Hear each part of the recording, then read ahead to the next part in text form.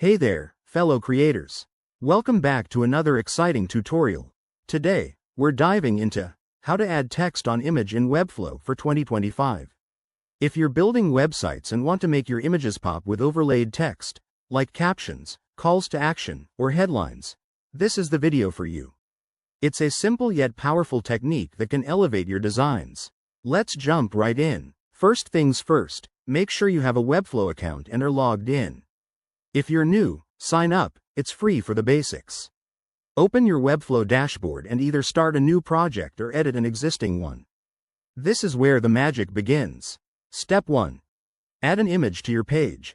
Drag and drop the image element from the Elements panel onto your canvas. Upload your desired image or link to one from the web.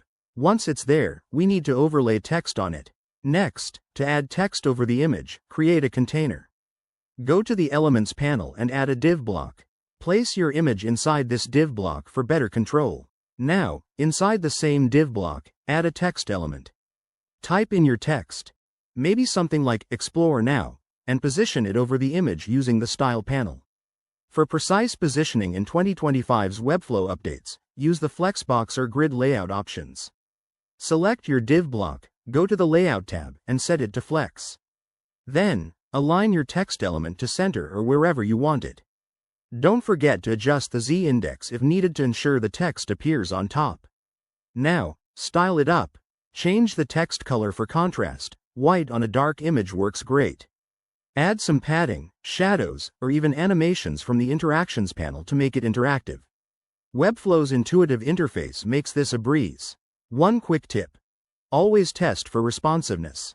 Preview your site on different devices to ensure the text stays visible and well positioned on mobiles and desktops. And there you have it. Your image with text is ready to shine. Thanks for watching. If this helped, give it a thumbs up and subscribe for more Webflow tips. Drop your questions in the comments below. See you in the next one.